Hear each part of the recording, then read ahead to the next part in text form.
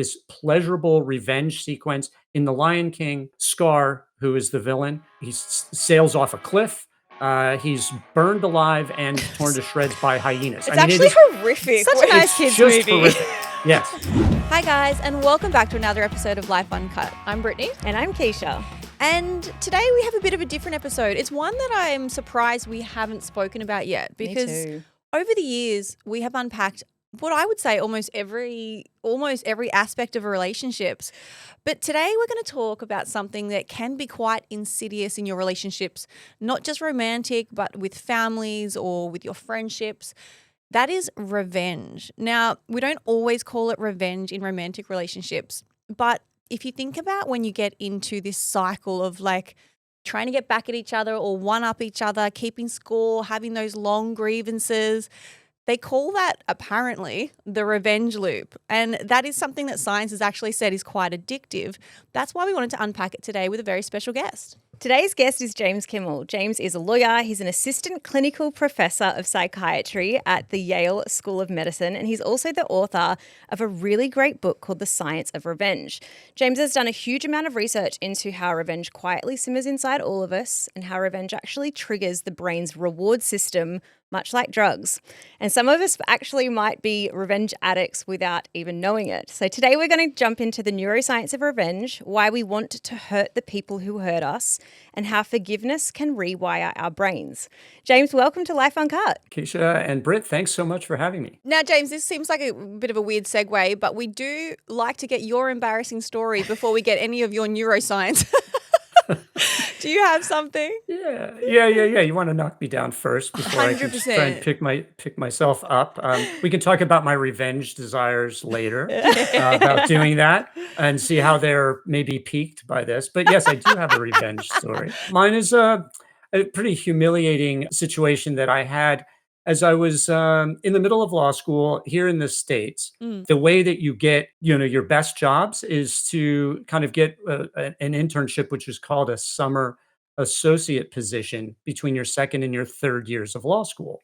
And you want to land, the best top firms that you can attract. And I was able to get a really fantastic law firm to be interested in me and take me on for the summer, which was great. So I show up there for the first day. I've got my, my new lawyer suit on, and I think I'm looking pretty good and trying to be very collegial and pleasant and win people over. And as we're going through this process in the first couple of weeks, they reveal that one of the things the firm likes to do is have softball games with the summer associates, that's the law students, and the already existing lawyers. I'm all on board for this, as everyone else is. So we show up at the softball field, and we're pretty much picked for teams. And sometimes I forget, but very early in my life, sometime between birth to age 4, I developed this eye problem called amblyopia, which is known as lazy eye, where the two eyes don't rotate and see the same things at the same time, which is critical for depth perception, right? So you need two eyes to be able to judge depth. And I had to have surgery when I was 4 years old, and then I had to wear an eye patch for years. I looked like a little pirate for a while. So that was pretty weird, but it was successful in bringing my eyes into order, but I've never actually been able to see out of both eyes at the same time, to focus. So I've always had really terrible depth perception, and therefore really bad at sports that involved having a ball or other object coming straight at me. So I was playing one of the outfield positions. I was wearing glasses. I still wear glasses. I was wearing glasses at the time. And somebody hit the ball, and it was all me, a very high pop fly, totally easy ball to catch. So, it almost came right where I was standing. I mean, all I had to do was put the glove up and look up and wait for the ball to come down and, fall into my glove. I mean, it was perfectly set. But because of my depth perception problem, I'm holding the glove up and it comes right over the top of the glove, smashes me right in the face. without any warning. It's just like it's suddenly there and kaboom. I mean, I feel like there was warning. You just Yeah. didn't see it. I just didn't see it. It just like nicks the top of my glove, comes right across, hits me like right between the eyes, breaks my glasses, cuts my face. So my glasses kind of dented into my face. So Oh I've my now God. blood coming down Oh my face. no. My glasses are shattered. It was really painful, as you might imagine. So I had to kind of somehow play this off as, the moron out in the field who was trying to get a job with his employer and it just, completely humiliated himself. It was terrible. I did get the job though. I was I gonna got the say, job. Okay, good. They felt sorry for you at least. You could have taken Yeah. the angle of like, Yeah, I might have been a pity hire. I may have been the first pity hire out. but you should have Yeah, said, "Oh, yeah. look, I didn't want to show them up. I'm actually very good at baseball, so you can't go in smashing the lawyers out of the park." That's true. You poor thing. Well, look, James, revenge is it's an unusual place to end up for a specialty, I would say. But your story is fascinating, and I've listened to many podcasts that you've done. But the story that you tell of your childhood that sort of sets you up, I guess, a moment that could have changed your life drastically if you went one direction, but you pulled yourself back, went another direction. I'd love you to tell us about that moment in your childhood that I guess shaped the rest of your life. Yeah, sure. So I was originally raised in a suburban house until age 12. So just a little subdivision type of home with other homes around us and a neighborhood with a bunch of kids. But at age 12, my family moved my brother and I out to my great grandfather's farm, which my dad had purchased. And so, we were sort of uprooted, relocated to this farm. It was about a 200-acre farm. We had a small herd of Black Angus cattle, maybe 10 to 15, some pigs and chickens and things like that. But my great grandfather didn't make his living on the land, nor did my dad. They were both insurance agents. So it was kind of a gentleman's farm slash retirement farm for my great grandfather. Like a bit of a hobby for a while, maybe? Like, Yeah, Mm. exactly right. That's a perfect example. Yeah, it was like a hobby farm for them. Yeah. But moving out there, I kind of really latched on the idea I would even love to be a farmer as my career. And that's kind of what I was angling toward. But most important as a 12-year-old was to befriend the kids who lived on neighboring farms. Of course, The yeah. neighboring farms were, huge farms with hundreds of herd of Holstein dairy cows. And these guys, their fathers and mothers were up at 5 a.m. milking their cows every day and then milking them twice a day. So they were making their living from the land. And they viewed me as an outsider completely and didn't want to have anything to do with me. And so they started shunning me. And I wasn't about to have that. So I decided I would just come up with more and more ways to win them over, Mm. none of which were successful, unfortunately. And they went from shunning to bullying me. James, how bad did the bullying get? And what happened that nearly had you committing a crime that could have put you in prison for the rest of your life?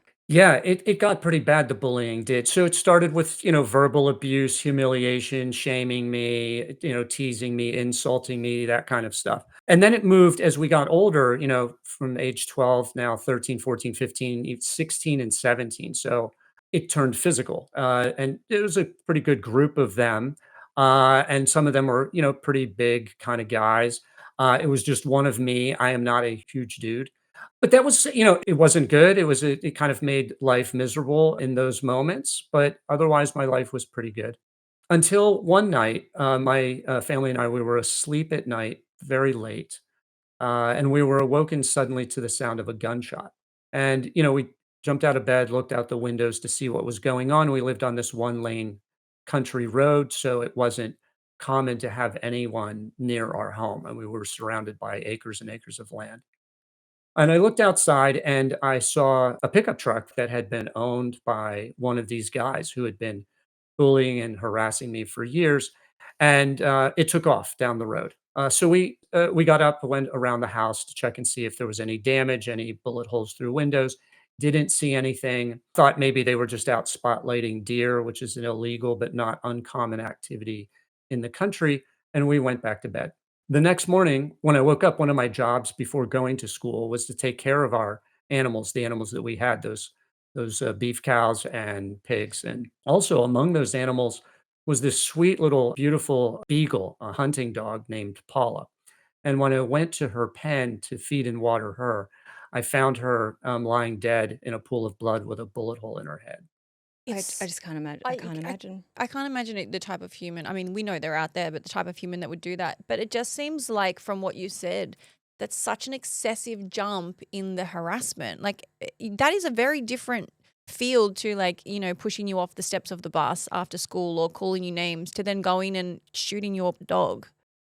Yeah, it was inconceivable, and I have had no explanation for it, never gained one at the time. Why they took it to this Mm. level, I don't remember a specific incident, that kind of teed them up to get them angrier than they normally were or might have been. I don't know if they would have been drinking. There's just no way of understanding why they would have done this. And so what did that do to you in the moment? Like, what was your, because I imagine you'd be scared. I mean, imagine you'd be distraught and scared, but, you had other overwhelming feelings too. Yeah, yeah. So just anger, sadness, grieving for the dog, fury towards them, and rage, wanting to get back at them immediately. Revenge, which is what we're here to talk about. I absolutely wanted revenge.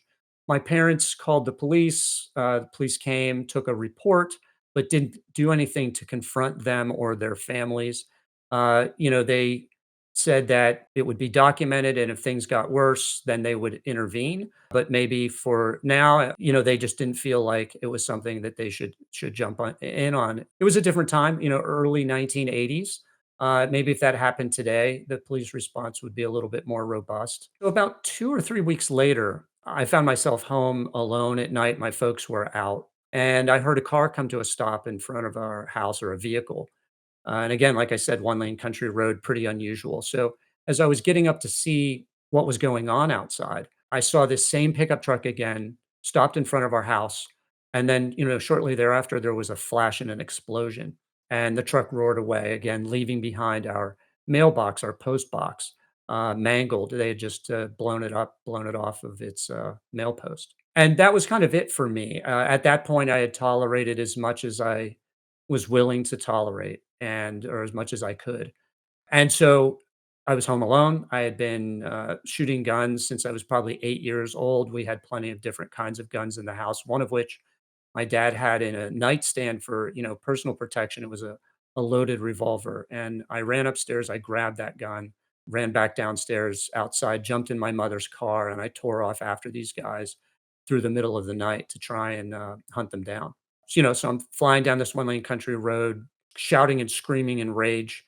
And I eventually did catch up to them. I chased them onto one of their farms and cornered them by a barn. And so, the scene is their pickup truck kind of pointed toward the barn, and my car behind their truck with my brake beams on. Hmm. And I can see 3 or 4 heads in the rear window. And they start getting out, and they're squinting through my bright beams to see who had just chased them down their one lane country road.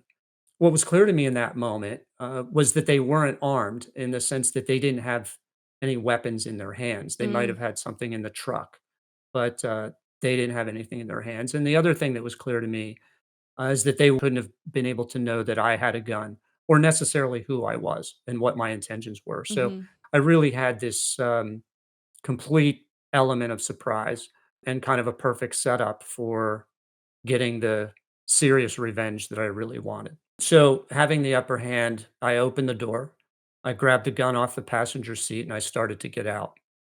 It was at that moment that I just had this little flash of insight for a brief moment, and in that, I was able to kind of picture the whole set of consequences to my life if I went through with this, and it would have been so easy to do, and it would have felt so good, and I believe they deserved Mm. everything that I could do to them.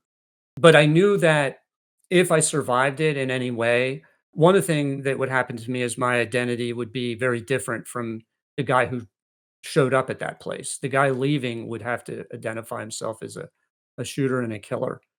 And so that was just enough of an insight that I wanted revenge badly. I wasn't in any way willing to forgive them, but I just didn't want to pay the high price that I'd have to pay to get that form of revenge at Mm. that time. And that was enough to cause me to, pull my leg back inside the car, put the gun back down on the passenger seat, close the door, and drive home. But I had come within seconds of killing 3 or 4 guys. James, I think that story, it really shows us a lot of how revenge can be this quite overwhelming experience. I wonder what is going on inside of our brains that can just make us kind of act in ways that we typically wouldn't. What is it that's going on that causes us to have this quite a heightened experience, I guess, or something that can just make us act in a way that doesn't feel in line at all with what or who we think we actually are? Yeah, so we only have answers to those really critical questions evolving over the last 20 years. Between, 20 years ago and kind of the beginning of recorded history, nobody has known what's been going on. It's only been discussed in, things like the Greek tragedies and Shakespeare and other novels like The Count of Monte Cristo. And it's discussed in movies, and it's discussed even in the Bible and the Quran and other religious texts. But we don't know why we want to hurt the people who hurt us. We just know that we do. And we know that when we do, we feel really good when we do it. But now, in the last 20 years, neuroscience has really pulled back the covers. And what we are able to see when a person has a grievance, which is to say they feel victimized or treated unjustly Mm. or unfairly in any way, when you've been shamed, humiliated, betrayed, this activates inside your brain the pain network, the anterior insula. And so your brain, it sees those psychological harms as physical pain.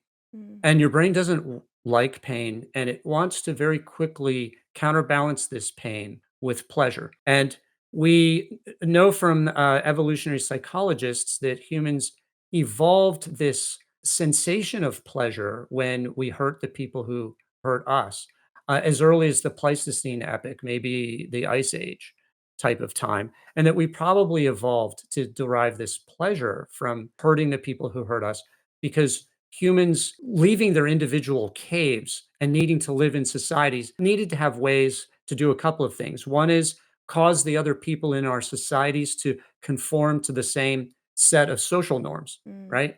And then the other is to prevent and deter other people from stealing the things that are necessary for survival and your ability to procreate. So, stopping people from either taking your mate or taking Mm. the food supply that you depend upon.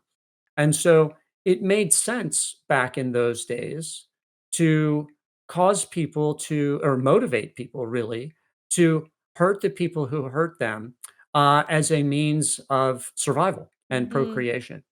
But today, here in 2025, all those thousands and thousands of years later, we're often seeking pleasurable revenge for a very different reason. We're doing it for injuries to our egos, to our psychological identities, which has nothing to do really with your survival and nothing to do with your ability to procreate. It comes down primarily to, your psychological state of mind and these psychological injuries that are registered so hard. But what occurs is to get this pleasure, that I've just described, your brain activates its pleasure and reward circuitry, the very same circuitry that's activating for drug and alcohol addiction and tobacco addiction and gambling. Those are known as the nucleus accumbens and the dorsal striatum, these two structures in the brain.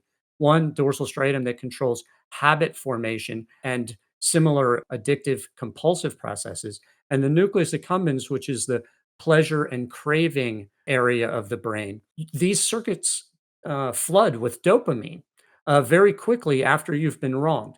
And this sensation, this pleasurable sensation of dopamine, then suddenly disappears. And it's the absence of the dopamine actually that's believed to create motivation, craving, the desire and the want and the need to go and retaliate against the person who wronged you or their proxy. It turns out that revenge isn't only directed at the exact person who wronged you. Often it's targeted at and inflicted upon people that may have had nothing at all to do with the wrong that you've experienced. You might be doing that because it's easier to target one person or another, or the person who actually hurt you isn't available or is a much bigger threat to you than someone else. And so you can, we call get back, take it out on the other person who had nothing to do with it were taking it out. The more proper way of thinking about that is getting revenge Mm. by proxy against that person. So then, if we're experiencing these physiological changes that we do liken or have scientific proof now that they are like an addiction,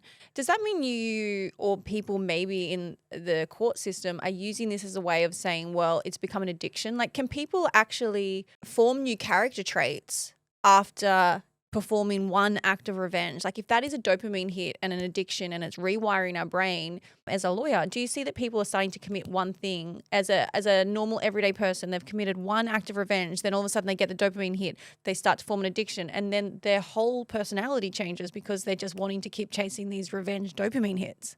It can happen that way, and I wanna be careful to Mm. say, I mean, there's having an addiction is never a defense to committing a Of course. crime or a tort, and so even if that were the experience, it doesn't let you off the hook. So Mm. some people are Mm. concerned that by understanding revenge seeking as an addictive process, that maybe this is designed to or might ultimately create a defense, and it's not going to, and it doesn't. It's not acknowledged. No addiction is a defense to Mm. crime. But in answer to your question there, Britt, is that revenge desires have been observed as early as in the toddler years. Toddlers seek revenge. If you wrong a toddler, and you can imagine just taking an ice cream cone out of a toddler's hands, No one is you're going to scorned like a get toddler. you're gonna get a pretty nasty response back. You might even get a slap in the face. Toddlers, they'll carry grudges, right? They'll carry that for some period of time, and they might try and retaliate later until there's a resolution. So we know this even from the toddler years. So it's not about necessarily rewiring your brain. Yeah. All of us, it turns out, studies show that 95% of Mhm. people experience revenge desires, but only about 20% act on those. And that's a very interesting and suspicious number, because that's about the same number of people who, when they try drugs or alcohol, actually become addicted. Mm. 80% of people who try drugs and alcohol never become addicted to them. And that seems like it might be also the case with revenge seeking. And the addictive process kind of grows in about the same way that drugs and alcohol track, which is to say, with drugs and alcohol, you start with the tamer, less addictive substances, the less dangerous ones, right? Tobacco, alcohol, up through cocaine, and then maybe into heroin and fentanyl, and there's just this range of horrors. Similarly, with revenge seeking, it's about the same. We start with less dangerous forms of retaliation. Those might be a retaliatory insult or slight, or social exclusion, social shunning that is known to really hurt people, but it isn't physical. Maybe sabotaging a relationship that somebody wants, or sabotaging your workplace if you've had a dispute with a coworker or a supervisor, and maybe you're quietly quitting, maybe you're quietly ruining things for other people, or blaming Mm. them for your own mistakes, or vice versa. And then that can move beyond that and up through into simple types of assaults, and then more aggravated assaults, and then using weapons, death. And we know that revenge is the number one motivator for almost all forms of human violence. That goes from bullying on playgrounds all the way up through street and gang violence, intimate Mm. partner violence, mass shootings, torture, genocide, warfare, violent extremism. All of them are rooted in a perception of being treated unfairly and a desire to hurt that person or their proxy. I think that that's really interesting when you start to unpack the narrative that, if you do expand it as big as something like a genocide. Do you think that for a group of people to get to that point of violence, do you think that they are all just evil and they all just want to, go out and murder and kill and do these horrendous things? Or does it have to do more with the fact that they perceive they have been wronged and they're trying to seek revenge for something that has happened to them? I think I would say a lot of people on that, Keisha, probably are mixing up revenge and justice, because I imagine maybe you're talking about genocide and there is a mass population, it's about seeking justice for what they feel like they've been wronged by. And James, what's the difference between justice and revenge? Yeah, it's a great question, Keisha. And I don't know if it's about mixing it up. What happens is more that we humans have decided that we can use justice to mean two very opposite things in order to allow and excuse us to do all kinds of horrific acts. And it works like this. So, justice out of one side of our brains and on certain days means things like social justice, equity, fairness, love, seeing the other as yourself and wanting and acknowledging the right of the other person to have all of the same benefits that we have, right? It's, this type of justice that we think of when we think of people like Gandhi or Jesus or the Buddha or Martin Luther King. So, social justice. The other form of justice that we use and use the exact same word, it means the exact opposite of everything that I just said. It means punishment, retribution. It justifies cruelty, torture, murder, warfare, all of these things. And we say, I think the Catholic Church has a just war doctrine. If war is waged for justice, it's okay. If it's not, it's not. But who decides what justice Mm. means in that instance? It's so It's subjective. usually the person who is wanting to war says, I'm merely seeking justice. It's okay for me to Mm. do this. It's always retribution. And what they really mean is revenge. I describe in the book, the horrific terrorist attack on 9/11. Osama bin Laden convinced a group of his compatriots that in the name of justice, they should fly airplanes into the World Trade Towers and the Pentagon Mm. and kill thousands of people because of America's transgressions in the Middle East. And then after that, immediately after that almost, President Bush came on television and said, we're going to bring the terrorists to justice. Mm. He did not mean we're going to bring them to fairness, equity, and love. He meant we're going to go out and kill a lot of terrorists because of the terrible crime that they committed. And so we have these revenge cycles in which both parties are convinced in the justness of their actions in order to excuse their revenge seeking on population level scales, even. James, we see a lot more violence being perpetrated by men. From your research, is there a difference in the way that either biologically or anecdotally different genders experience revenge and maybe even interpret revenge? There is a little bit, but it needs a lot more study. And it is a huge problem. And it's a little bit of a mystery because we do know that women and men both experience revenge desires, what appears to be equally and from about the same age. Oh. So, we have mean girls, as kids. And, if a female toddler is going to be as vengeful, if not more, maybe, than a male toddler. You don't know or vice versa. So in both of our minds, we're wired to want to hurt the people who hurt us. But one study that shows an important difference, and I talk about in the book, is one in which while punishing somebody who has acted unjustly and is now the target of a vengeful act, when men punish, their empathy centers in their mind, the ability for a male to empathize with the target, with the victim of their punishment, remains dull. So their empathy center Mm. is dull. Whereas for women, it's still active. Women can empathize even with a person who has wronged them. That ability to do that, then, to me at least, you can extrapolate for that and go, that might at least explain why women draw, perhaps, if they do. And I think I'll just speak anecdotally because I don't think we've had any study on it, but women do seem to be willing to cut off and stop the onslaught, their retaliatory actions and aggression sooner than maybe men do, who want to continue to carry out the punishment until its final act and until they've gotten perhaps every bit of pleasure that they've Mm. been seeking out of it, because that's what we're all looking for. We're trying to get this fix to make ourselves feel better from either the real or imagined sense of victimization that started the whole thing. But do we Mm. know if I mean, I don't know if you know, if that's a nature versus nurture thing when women have a developed area of their brain for empathy? Is it something that biologically we are born with, or is it something that we're taught from our mums Like because you're like, socially you're conditioned. you're a Yeah. good little girl and you're Mm. supposed to care and feel sorry for people and look after is it something that society's just drilled into us and that's why we're more empathetic? That's really a keen and excellent observation. We don't have the answer to that question. The Mm. study that I was talking about does not discern, when did that develop in the human lifespan? Does it develop, biologically, or is it something that's as a result of training? So it's a great question. James, you previously spoke about the fact that, revenge is actually understood by kids as young as toddlers. We seem to have this like inherent understanding of wanting to get something back, wanting to get revenge on someone.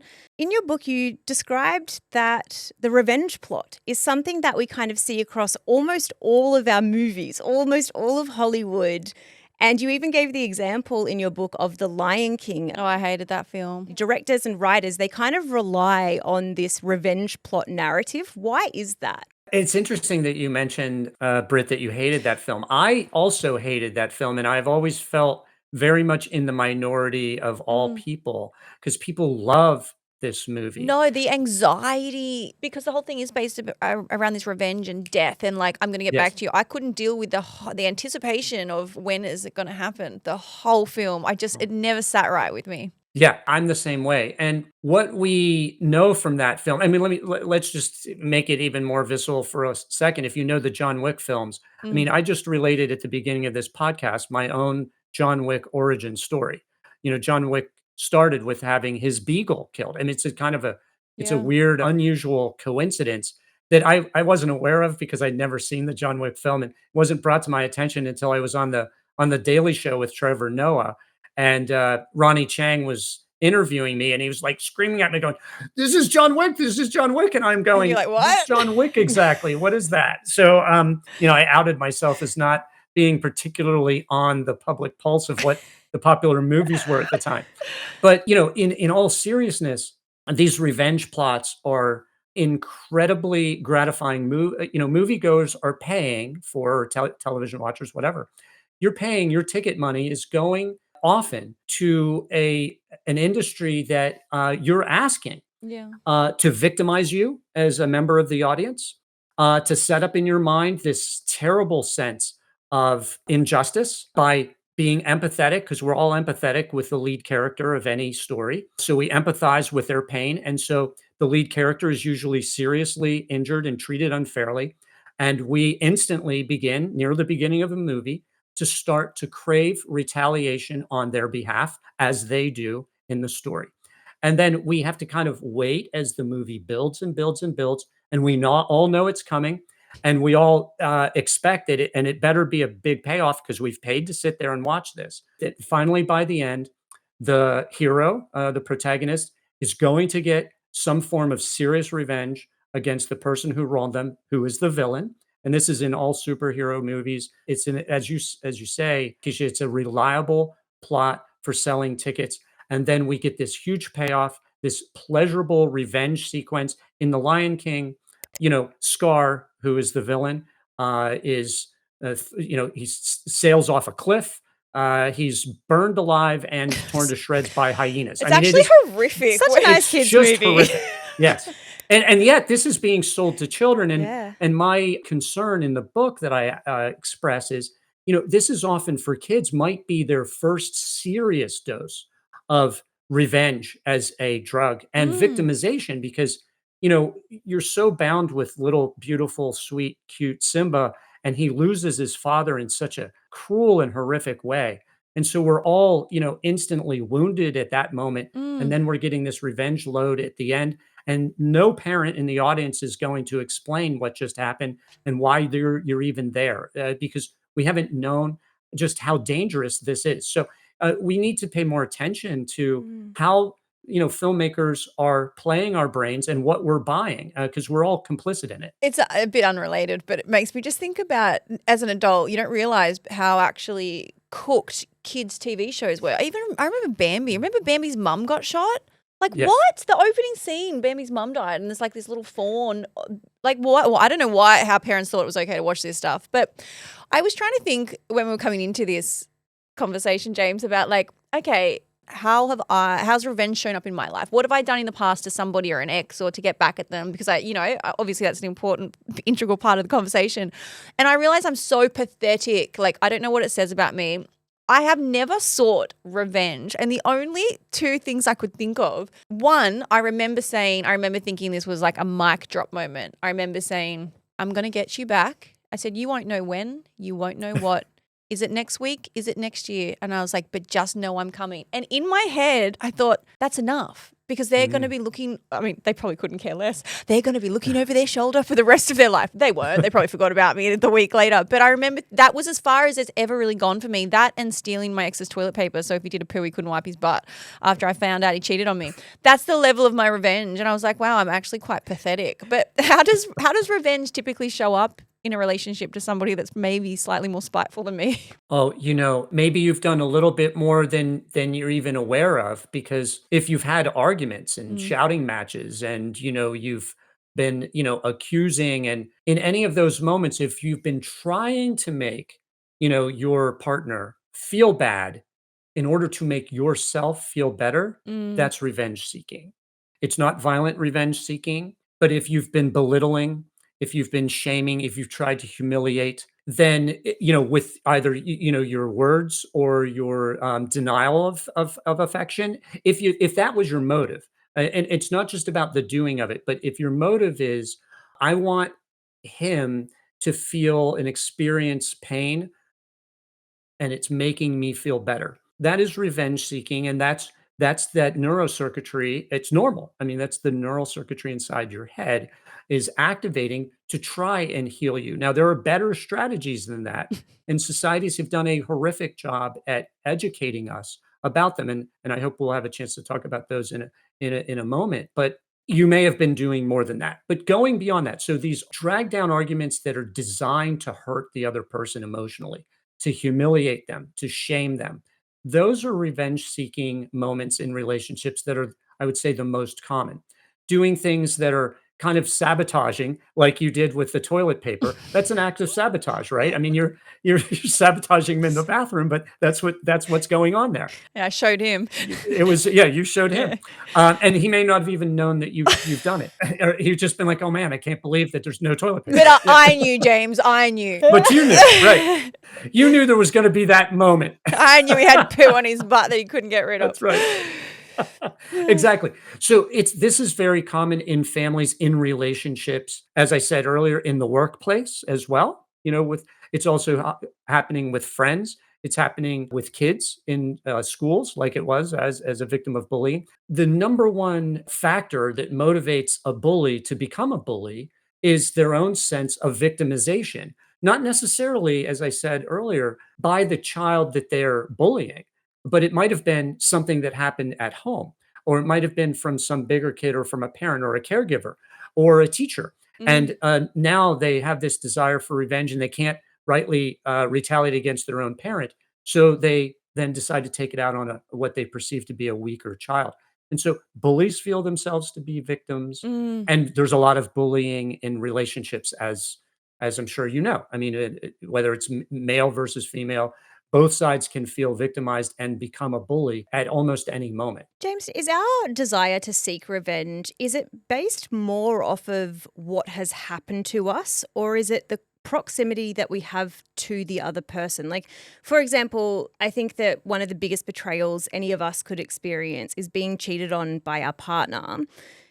Does that motivate us more to seek revenge, or is it more about like what is done to us? I'd say they're equal in the sense that it's your sense of victimization, your real or imagined perception Right. of being a victim. And it's important, I want to emphasize that a lot of times we are only imagining that something has happened to us, or we're kind of staging a situation so that we can feel victimized, to give us this opportunity to retaliate against someone and get that piece of gratification, if we're really kind of getting off on this retaliatory moment. And so, whether it's a betrayal or it's somebody affirmatively insulting you, or maybe shoving you or taking your belongings, they're all registering in the brain in the same way as a sense of injustice, mistreatment, maltreatment, or victimization.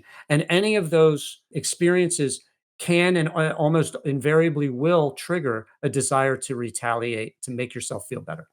You did just mention, you said, I'm not quoting, but society hasn't done enough to teach us about revenge, and I guess maybe how to avert from that and how to break the cycle. how do you break a cycle of, say, a revenge loop, like this insidious tit for tat that you end up not being able to get out of? Because I call it the Turkish tea circle. I don't know if you've ever been to Turkey. No. If you go to Turkey and you go out for tea, because everything's tea, they continue to fill up your cups, but it's only one at a time. And you can never, it's like this tea circle, you can never get out of it because one person finishes and the other person's cup has been filled. And so by the time that person's they've drunk theirs, the next person's tea is filled. And it's this, it's a bit of a joke, but it's the Turkish tea circle that you can never escape from. And I see that as the same way as this revenge loop. You're always ready to get back at the other person. What would you say to people? How are we going to rewire our brains and train ourselves to get out of this insidious situation? The good news is we don't have to do any rewiring. So the neuroscience not only shows us that we've evolved to want revenge to make ourselves feel better when we imagine or have been victimized, but we're also hardwired, it turns out, to forgive.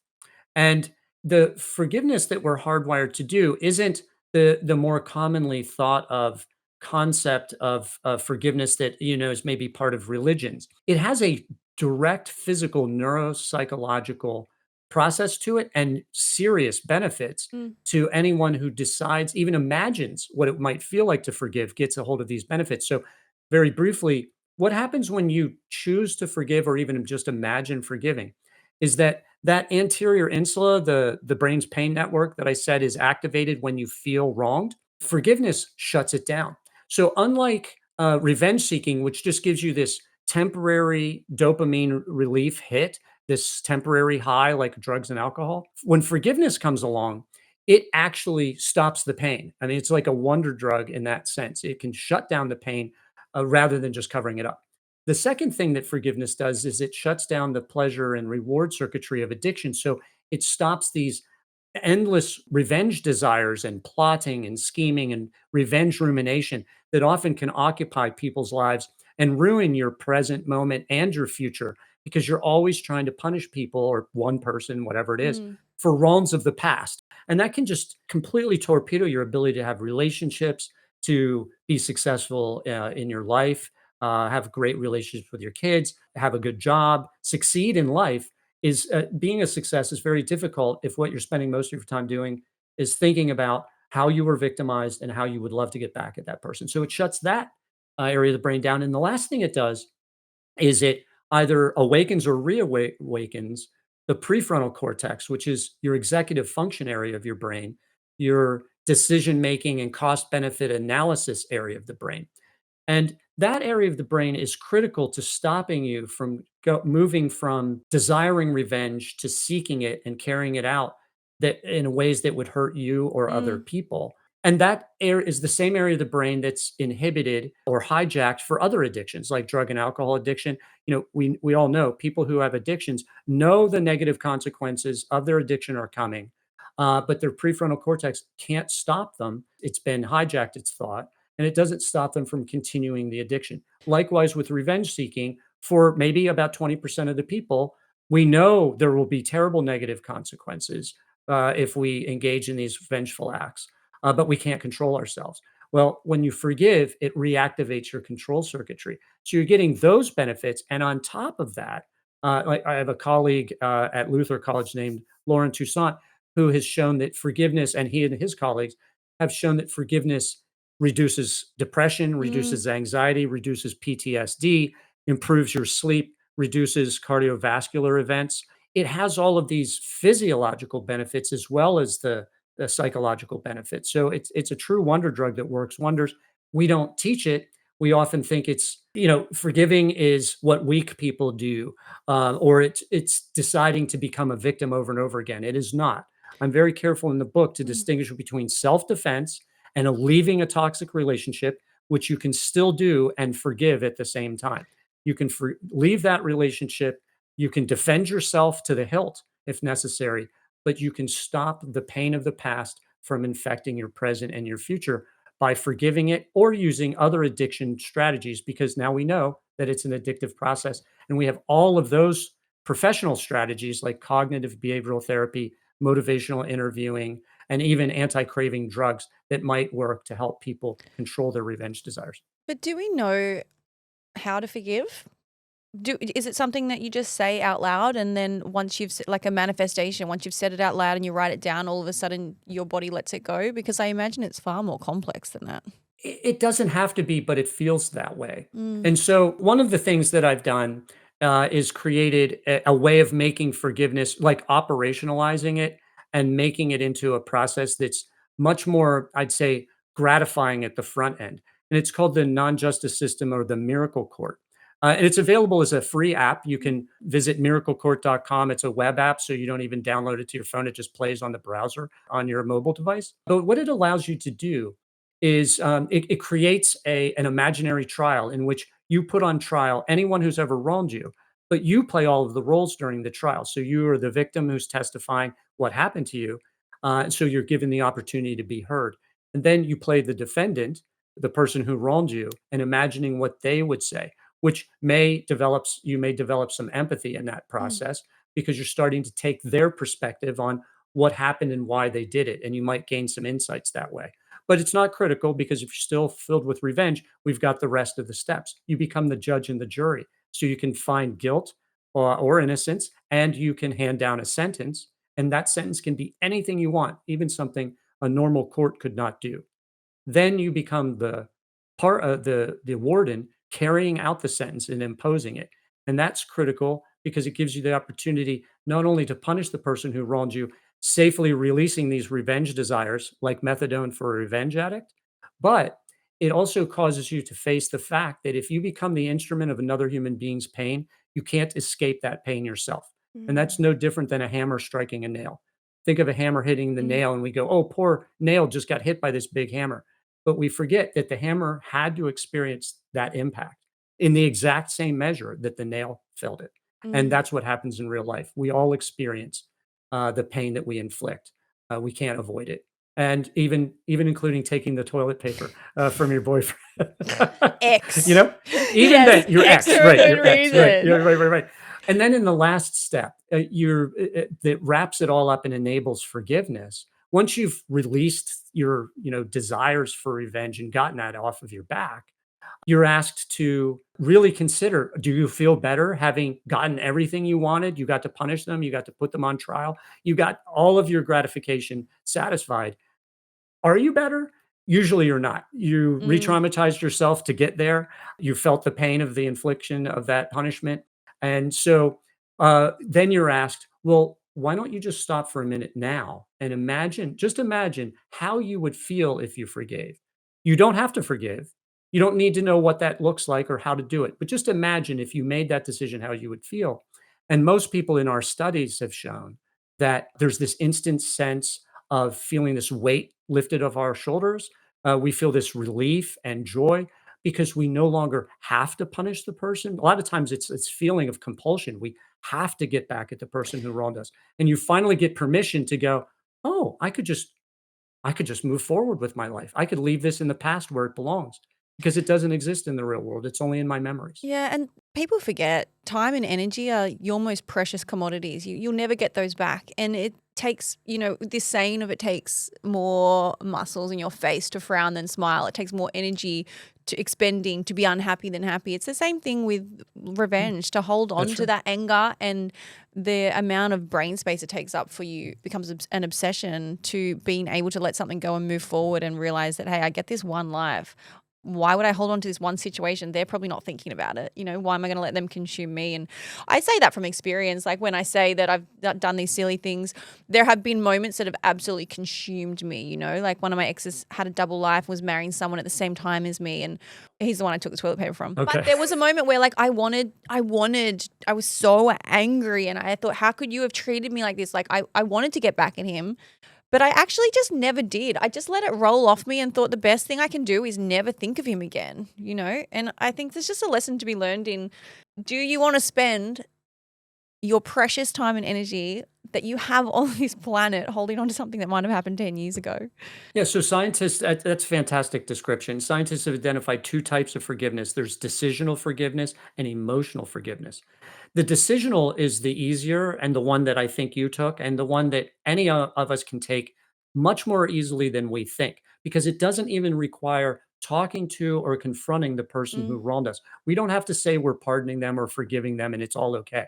We don't ever have to speak to them again. We can leave that toxic relationship behind, as you did, but we can decide for ourselves to engage in this act of self healing by deciding to leave it in the past and move forward. That's all that forgiveness really means, is the decision to not seek revenge against that person who wronged us, which is, in other words, is to say, to not try and hurt them to make ourselves feel better. Mm. It's really a kind of a negative decision versus emotional forgiveness, which is a type of forgiveness that we use to save a relationship that has been threatened by some form of a grievance and victimization. And in that case, you might decide to try and repair the relationship and offer forgiveness directly to the person who wronged you. But it's not necessary to get all of those benefits that I just described. They're all available without ever confronting the person who wronged you and saying, "Hey, peace, we're good now." You never have to do that. James, I'm curious about like our understandings of this. We're seemingly understanding what causes people to seek out revenge more, and you've even extended that into revenge addiction. Mhm. Is there a treatment for it? Like, is there a drug that someone can take? Is there a behavioral therapy? I don't know. We're not going to go into lobotomies, but like, is there In case your something? people are not getting lobotomies for I'm kind of wondering, like, if we're able to understand what motivates people to do this, and we're able to kind of scientifically say this is the thing that causes it, are we able to interrupt that process? We can, and that's really maybe the biggest part of the good news here is not only is forgiveness, let's think before I move on from forgiveness, it is this wonder drug that's free. You're hardwired to do it. You don't need very much training to do it. There are organizations that can train you, and you can Google for those. Actually, two. The one is called the Center for Peace and Forgiveness, and the other is the Path of Forgiveness. So you can get coaching in how to forgive if you'd like, and if that would be helpful. And it can be very powerful for people that use it. But set aside forgiveness. If that's intolerable for you, that's okay because there's even more good news. By seeing revenge seeking and violence as addictive brain biological processes, it brings the entire addiction prevention and treatment toolkit online and available to help people prevent and treat revenge addiction and violence. Mm. So, in other words, like I was saying a little bit earlier, cognitive behavioral therapies, motivational interviewing, peer support, 12-step programs, mental health counseling, all of those can be used now not only to help someone who's trying to stop using alcohol, but can be used to help someone who really can't control their revenge seeking behavior and wants to he wants to change and correct that. So there are those types of treatments available up to and maybe including, this hasn't been studied yet, but the anti-craving medications like GLP-1s, like Mounjaro, Mm. Ozempic, and all of those types of anti-craving medications that work against food cravings are being studied right now to see if they work against drug and alcohol cravings. And there's been good preliminary Mm. evidence that they do. The next step would be to go ahead and test them against revenge desires as well. Mm. That hasn't been studied yet, but I would expect we would see real benefits from those types of drugs. And if we started to survey people who are on them, who have said, "Hey, not only am I losing weight, but I used to drink a lot and it used to, I craved it all the time and now I don't anymore." They might also, if asked, and we just haven't done it yet, if asked, have you seen any effects on, your interpersonal relationships and the times that you feel wounded? If you're a grievance collector, somebody who's always feeling injured, Mm. they might really be able to say, actually, I don't even experience that as much as I used to. So it's Wow, possible. that's really interesting. James, Yeah. thank you so much for coming and talking to us today. It's a fascinating topic and something that every single person experiences. And maybe, like you pointed out for me, maybe you don't even realize you're doing it within your relationship. Maybe it is those really tiny, minute moments. We are Mhm. going to link your book, The Science of Revenge, in our show notes for anyone that wants to go and find out more. But the final question, did you forgive the boys that killed your dog? I have forgiven them. I have exercised decisional forgiveness. I never saw them again after that. Kind of a weird thing happened after I, half confronted them there that night with the gun, but never flashed it. they didn't come back. I'm not sure if they got a whiff of we've probably gone as far as we should ourselves, and we'd better pull it back together again, Mm. or what. I didn't befriend them, and it took me quite some time to forgive them, but I have forgiven them now, and I don't wish anything bad for them. It's too bad that it happened, but it's in the past. There's no point in continuing to try and retaliate for something that happened in the past when you can't experience it with your senses ever again. You can't change it. Oh, Right, you James, can't change I it. so respect that. I don't know if I would ever be able to get to a place of peace with that. Thank you so much, Oh, James. We appreciate yeah. your time today. You're welcome. Thank you.